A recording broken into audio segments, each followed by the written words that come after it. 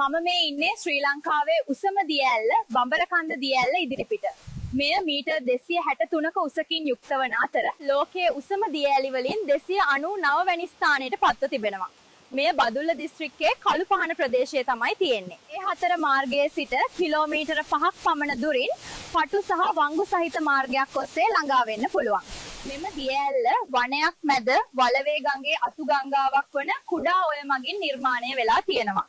දිය ඇල්ලේ පාමුල ස්වභාවික තටාකයක්ද දක්නට ලැබෙනවා. නැරඹීමට සුදුසුම කාලය වෙන්නේ දිය ඇල්ලේ ජලය වැඩිම කාලය වන මැයි සිට සැප්තැම්බර් දක්වා කාලය. එම කාලය සංචාරය සඳහා වඩාත් සුදුසු කාලය වෙනවා.